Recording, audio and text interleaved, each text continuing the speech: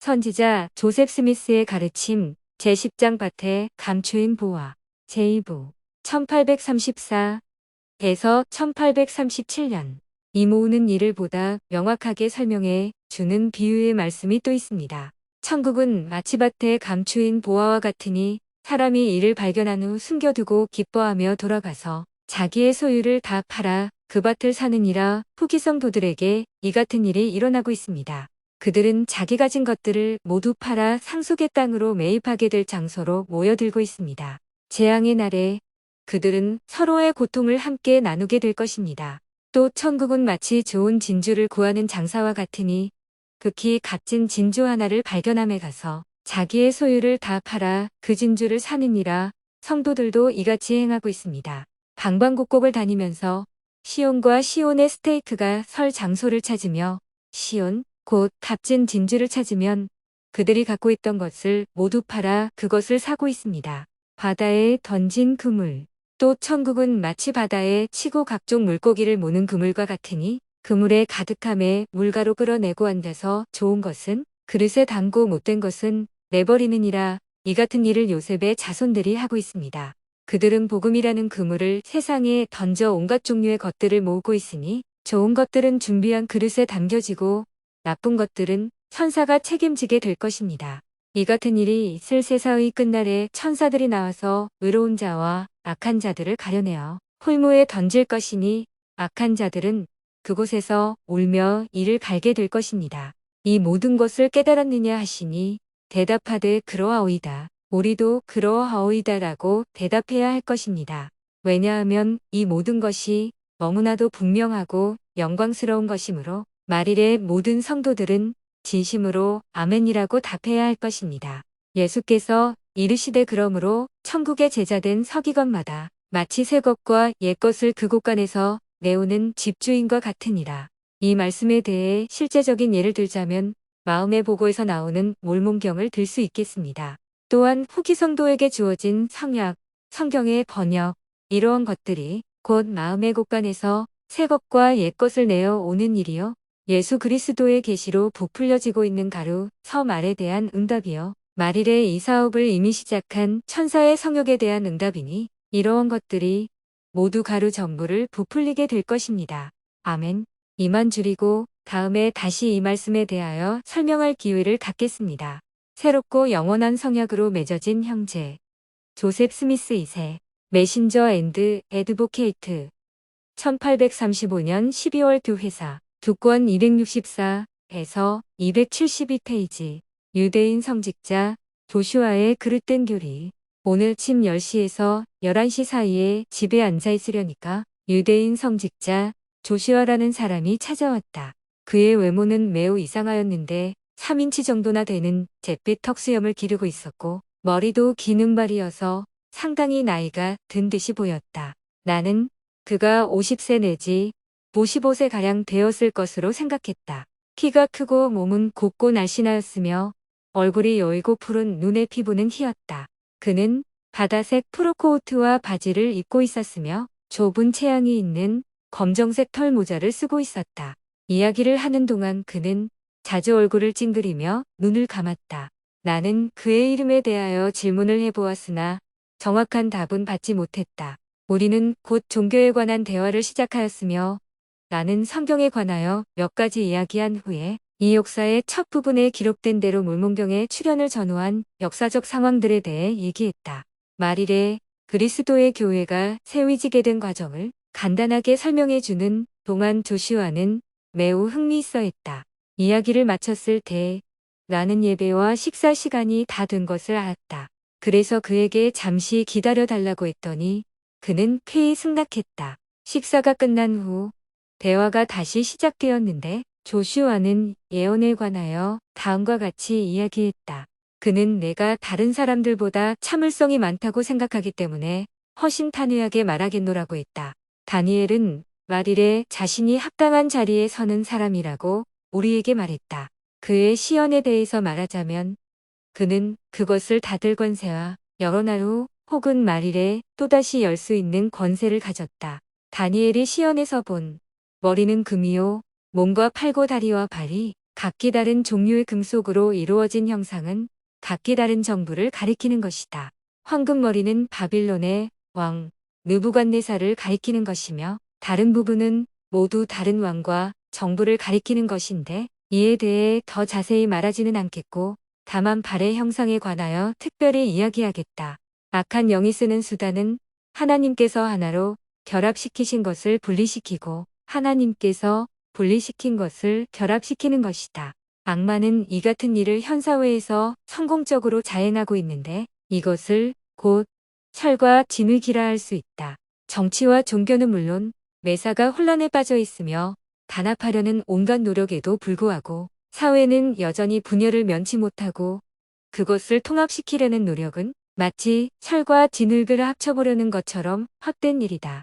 발의 형상은 이 연방정부를 말한다. 다른 여러 나라들은 미국을 통일과 자유와 권리 평등의 표본으로 여기고 있으며 그렇기 때문에 다니엘이 시연에서 본 것처럼 미국을 우러러보지만 얼마 안가 미국의 정치 및 종교계에서 일어나는 부조리와 불화를 보면서 미국에 대한 신뢰감을 잃게 된다.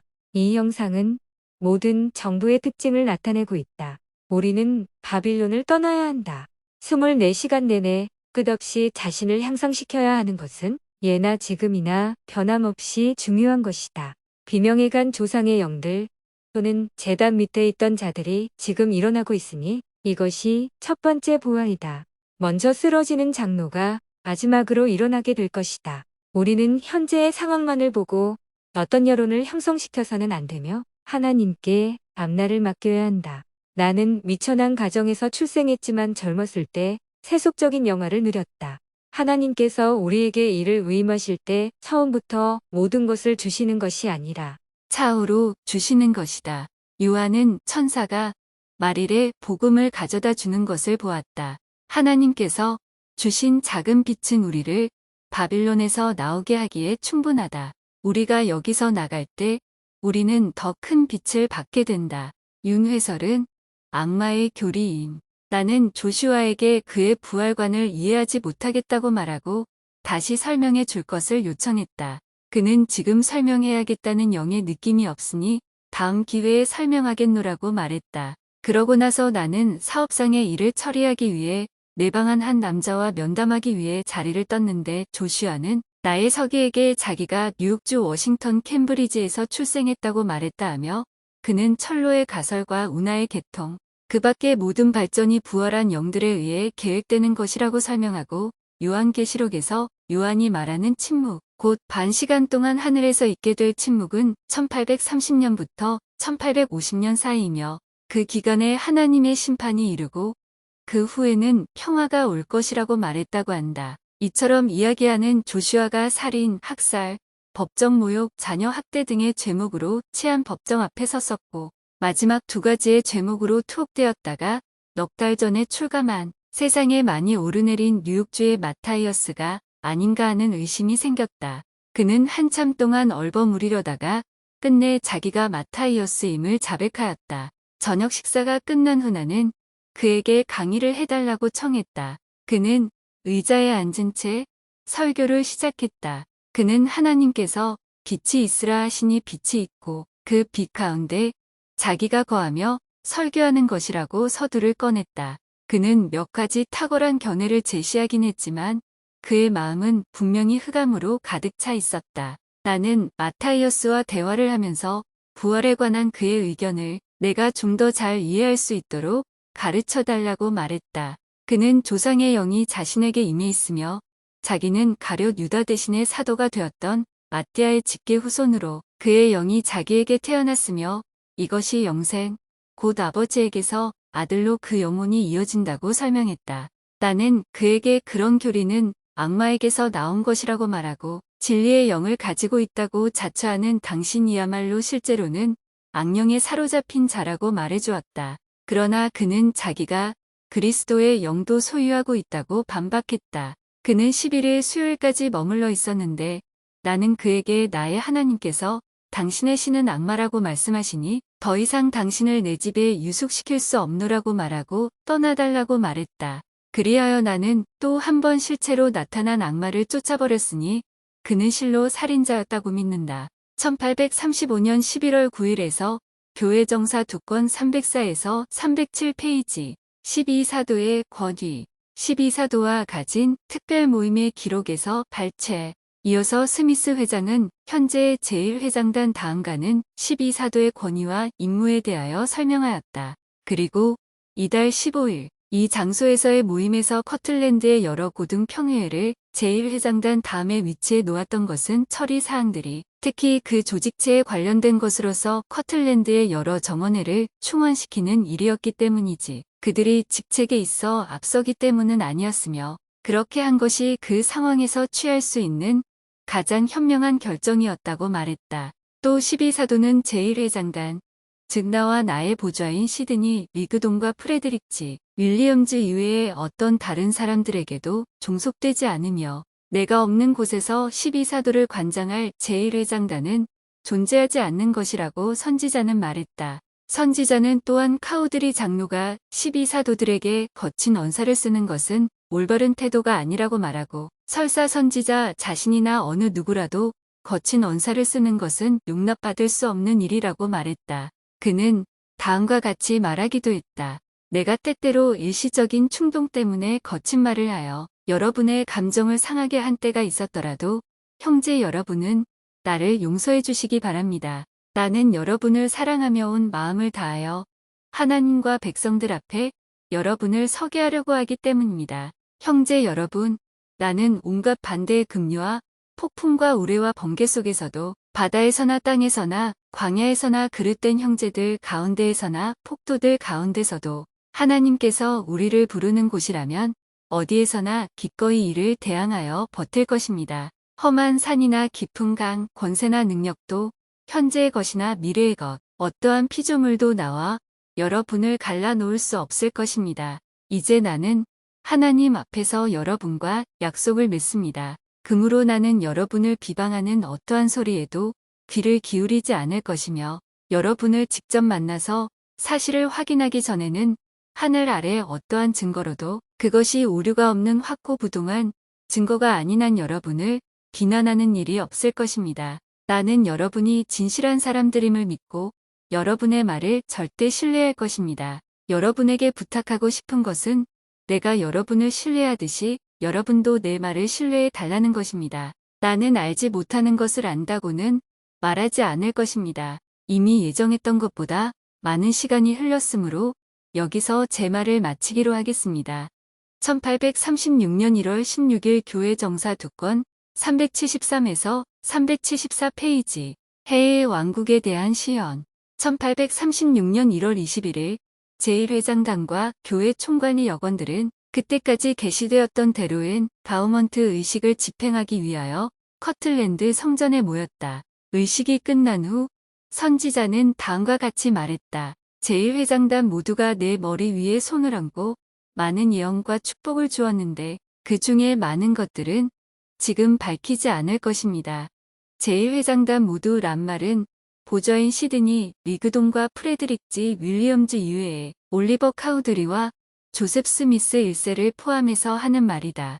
의식이 끝난 후 선지자에게 시험과 계시가 주어졌으며 그를 통하여 인간의 구원에 관한 가장 중요한 원리의 하나가 알려졌다. 여러 하늘이 우리 위에 열렸으며 나는 하나님의 해 왕국과 그 영광을 보았나니 내가 육체를 갖고 있었는지 혹은 나의 영이 육체와 분리되어 있었는지 말할 수 없느니라.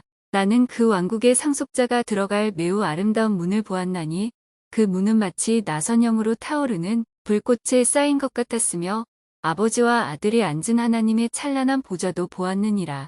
나는 금으로 포장된 것 같이 보이는 그 왕국의 아름다운 거리를 보았고 또한 우리의 시조 아담과 아브라함, 나의 부모님 그리고 오래전에 죽은 나의 형 알빈을 보았느니라. 나는 주님께서 두 번째로 이스라엘 백성을 집합시키는 일을 시작하기 전에 알빈이 이 세상을 떠났고 죄 사유함을 위한 칙례를 받지 아니하였음을 알았던지라. 그가 어떻게 그 왕국에서 상속의 땅을 받았는지 기이하게 생각하였느니라. 그러므로 주님의 음성이 내게 임하여 이렇게 말했느니라. 계시 이 복음을 모르고 죽은 자로서 지상에 더 머물러 있었을진데 복음을 받아들였을 자들은 모두 하나님의 해 왕국의 상속자가 되리라. 그리고 이제부터 복음을 알지 못하고 죽게 될 자로서 복음이 전해졌더라면 온 마음을 다해 복음을 받아들였을 자들도 모두 그 왕국의 상속자가 되리니 이는 나 주가 사람을 그들의 업적과 마음의 소망에 따라 심판하겠음이니라.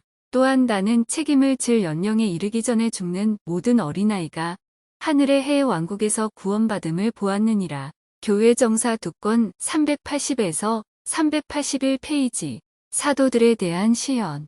나는 현재 이 땅에 위에 있는 어린 양의 12사도들, 곧 이 마지막 성역의 열쇠를 쥐고 있는 자들이 외국에서 원을 그리며 서 있는 것을 보았는데 그들은 매우 피곤해 보였고 남루한 의복을 입고 있었고 발은 부어올라 있었으며 시선을 땅 아래로 떨구고 있었다. 그들 가운데 예수님도 서 계셨다.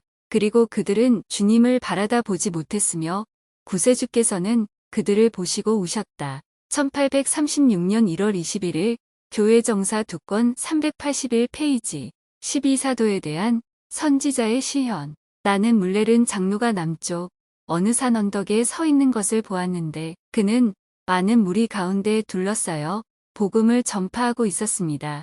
그 앞에 목발에 의지하여 서 있던 사람이 장로의 말에 목발을 내던지고는 하나님의 강한 능력에 힘입어 사슴처럼 뛰었습니다. 또 보니 브리감 영 장로가 멀리 남방과 서방의 외국 땅에 서 있는데 적개심을 가진 듯이 보이는 12명의 유색인들 가운데 쌓여 광야 바위 위에 서 있었습니다. 그는 그들에게 그들의 언어로 복음을 전파하고 있는데 하나님의 천사가 검을 들고 그를 보호하면서 그의 머리 위에 서 있었으나 그는 천사를 보지 못하였습니다. 마지막으로 나는 12사도가 하나님의 해 왕국에 있는 것을 보았습니다. 나는 또한 시온의 구속을 보았고 또한 사람의 입으로 충분히 묘사할 수 없는 많은 것들을 보았습니다. 1836년 1월 21일에서 교회 정사 2권 381페이지 선지자의 결의문 초안. 첫째 결의 사항. 교회의 이름으로 임명된 여러 조직, 곧 교회 제1회장단, 어린 양의 12사도, 커틀랜드의 12고등평의원, 시온의 12고등평의원, 커틀랜드의 감독과 그의 보좌, 그리고 70인의 7인 회장 등의 만장일치 가결이 없이는 누구도 이 교회의 여건으로 성인될 수 없다. 둘째 결의 사항. 해외에 있는 교회 지부에서 여건을 성임할 때는 그들이 속해 있는 해당 지부에서 추천하고 교회 관리 여건에 의하여 전체 대회에서 임명되고 성임되어야 한다. 전술한 결의 사항들은 70인 회장의 동의를 얻은 것이다. 1836년 2월 12일에서 교회 정사 2권 384페이지 무절제로 인한 악. 나는 오늘 어젯밤 이 근처에서 클라크라는 사람이 독한 술을 먹고 동사했다는 소식을 들었습니다. 오 주여, 언제나 이 무절제가 이 땅에서 사라지겠습니까? 나는 하나님의 진노가 이 땅을 휩쓸고 그리스도의 왕국이 임할 때까지 두려움을 면할 수 없습니다. 주 예수여, 어서 오시어 당신의 사업을 해 가운데에서 속히 행하시옵소서. 1836년 3월 12일 교회 정사 2권 406페이지 계시자로서의 12사도. 나는 정언회와 성도들에게 출석 중인 12사도들을 선지자요 계시자요 선견자요 지상의 모든 나라에 대한 특별한 증인으로 왕국의 열쇠를 쥐고 있는 자로 인정하고 그들을 기도로 후원함으로써 이 일을 수행하게 하자고 제의하였는데 회원들은 기립함으로써 동의하였다. 1836년 3월 27일 교회 정사 2권 417페이지 신권과 교회 조직 성찬식 준비를 위하여 기다리는 동안 나는 다음과 같은 말을 했다. 우리가 엔다우먼트를 받기 위하여 커틀랜드에 머물러야 할 기일은 2, 3일이면 족할 것이며 엔다우먼트를 받은 후 장로들은 나아가서 스스로 서게 될 것이니 그때에는 전처럼 2사람씩 짝지어서 보낼 필요가 없고 다만 온유와 절제로 십자가에 달려 돌아가신 예수 그리스도를 전파하면 된다. 이때 장로들은 다른 사람들의 신앙이나 종교 체제를 놓고 그들과 다투지 말아야 하며 굳건히 자기 길을 가야 할 것이다. 나는 이 말을 계명으로써 전했다. 이를 준행하지 않는 자는 그들 머리에 박해가 임할 것이며 이 말대로 행하는 자들은 항상 성령으로 충만하게 될 것이다. 나는 이를 예언으로 선언하였고 호산나와 아멘으로 봉인하였다. 70인은 교회를 관장하거나 어려운 점을 해결하도록 부름받는 것이 아니라 복음을 전파하고 교회를 세우며 이 정원회에 속하지 않은 다른 자들, 곧 대제사들로 하여금 교회를 관장하게 하는 것이다.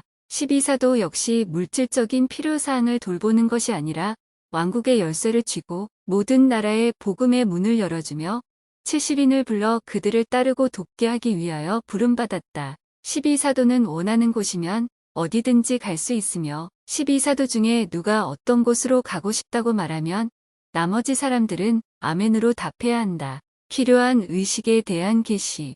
70인은 원한다면 시온으로 갈 자유가 있고 어디든지 가고 싶은 곳으로 가서 복음을 전파할 자유가 있다. 그리고 시온의 구속이 우리의 목적이 되도록 하고 주님의 집의 군사들을 어느 곳에서든지 찾는 대로 모두 올려보냄으로써 시온을 구속하기 위해 노력해야 한다. 나는 또 다음과 같은 성약을 맺기를 원한다. 우리 형제들이 더 이상 폭도들에게 살해당하고 미주우리에 있는 그들의 땅으로부터 쫓겨나면 우리는 적들에게 원한을 풀 때까지 우리 자신을 모두 바치게 될 것이다. 이 약속은 전원의 동의 아래 호산나와 아멘으로 임봉되었다. 그러고 나서 나는 이제 교회 조직이 완료되었으며 모든 필요한 의식을 집행했다는 것을 정원회에 통보했다. 교회 조직의 완료에 관해 여기서 말하는 것은 선지자가 신권 정원회에 대해 언급한 것이다. 그리고 모든 필요한 의식의 수여에 관한 언급과 형제들에게 준 그들에게 필요한 모든 교훈은 온 세상에 나아가 복음을 전파하는 데 필요한 모든 축복을 받도록 성별하는 것에 관한 언급이다. 그들은 이제 세상에 대해 합당한 말씀을 전파하도록 가르침과 충만한 엔다우먼트에 의해 준비되어야 한다. 선지자의 이견에는 후의 계시로 주어져 교리와 성약으로 공표되었다. 124편, 127편, 128편, 132편, 1834년 교리와 성약 105편 33절 참조 복음을 전파하는 장로들은 커틀랜드에 모여 가르쳤고 다음에 계명을 받았다. 진실로 내가 이르노니 나의 교회의 최초의 장로들은 내가 커틀랜드의 땅에 내 이름으로 지으라 명령한 나의 집에서 위에서 주시는 엔다우먼트를 받음은 내게 필요한 일이니라. 1836년 3월에 엔다우먼트 의식이 주어졌다.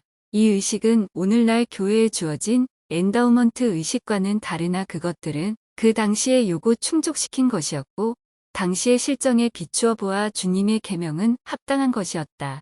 나는 그들에게 필요한 지시 사항을 모두 전달하고 그들이 이제 허락을 받은 후에 하나님의 왕국을 세우러 나갈 수 있게 되었다고 말했다. 그리고 나와 제1회장단은 성전에서 주님을 섬기느라 어젯밤을 새웠고 형제 자매들 중 지난번에 성전에 들어올 수 없었던 이들을 위해 내일 또 이를 헌납식에 참석해야 하므로 즉 지난 안식일 시작했던 헌납식을 마무리 지어야 하므로 이만 물러가는 것이 좋겠다고 말했다. 그러나 형제들은 밤새도록 머물면서 주님의 집에서 주님 앞에 경배를 드리는 것이 좋겠다고 말했다. 1836년 3월 29일 교회 정사 2권 431에서 432페이지. 대제사는 70인이 아닌 4월 6일 목요일 이른 시각에 여건들이 주님의 집에 모였는데 처음 두세 시간은 정원에 별로 발 씻는 의식, 찬송, 기도 그리고 제1회장단으로부터의 지시 사항을 받기 위한 준비 등으로 보냈다. 제1회장단은 70인과 70인 회장과 함께 다락방 서쪽방에 모였는데 거기서 전날 저녁 시간이 없어서 이미 기름 부음을 받고도 임봉받지 못한 자들을 위한 임봉의식을 가졌다. 교회의 또 다른 중요한 문제는 각 정원회의 등급을 세우는 것이었다. 70인 회장 중 한두 명을 제외하고는 모두가 대제사이며 어떤 사람을 장로 정원회에서 70인 정원회로 성임, 성별할 때 그들에게 대신권도 부여한다는 것이 확인되었다. 이 같은 행위는 그릇된 것이며 하늘의 질서에 어긋나는 것임을 밝혔다. 따라서 새로 부름받은 70인 회장들 전임 회장들과 대제사의 직분에 합당하게 성임되었던 70인은 대제사 정원회와 병합하도록 지시되었다. 1837년 4월 6일 교회 정사 2권 475에서 476페이지. 신권에 대한 지시사항. 교회 여건들의 성회가 4월 3일 월요일부터 6일 목요일까지 커틀랜드 성전에서 매일 열렸다. 마지막 날 커틀랜드 성전에서 받은 계시에 따라 여건들의 엔다우먼트가 끝난 후 선지자는 여러 가지 주제에 관해 언급했는데 신권에 관한 설명의 개요를 그의 일지에 다음과 같이 기록하고 있다. 계시는 어떻게 누구에 의하여 오는가? 선지자 조셉 스미스 2세는 참석자들에게 멜기세덱 신권은 다름 아닌 하나님의 아들의 신권이며 이 신권에는 특정한 의식이 따르며 그 의식으로부터 어떤 결과가 오게 된다고 말했다.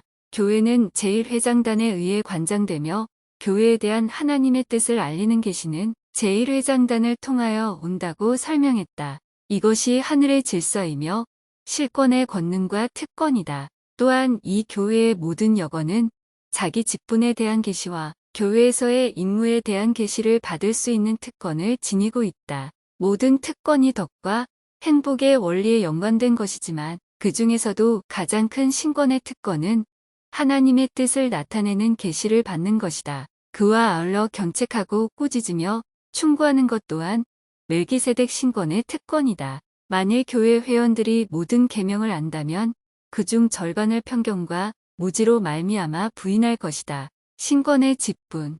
대제사는 제1회장단과 같은 멜기세덱 신권 소유자이나 교회에서의 권위와 능력에 있어서는 동일하지 않다. 70인도 역시 같은 신권 즉 대신권 소유자이며 일종의 순회 평리회 혹은 신권 소유자로서 대제사가 있을 때까지 교회를 관리할 수 있다. 70인은 장로 정원회에서 선출되고 대제사가 되지 않는다. 그들은 성역의 열쇠를 쥐고 있는 12사도의 지시에 순종한다. 모든 사람은 성신의 감동과 권세로서 복음을 전파하며 성신이 없이는 아무도 복음을 전파할 수 없다. 감독은 대제사이며 소신권에 속하는 해당 교회의 모든 사물을 관장하여야 하기 때문에 그리고 감독의 권리가 소속되는 아론의 직계 후손이 없기 때문에 필히 대제사가 되어야 한다. 이것은 마치 몸의 지체가 각기 다르고 그 역할이 각기 다르나 어느 한 기관이 없어도 완전하지 못한 것처럼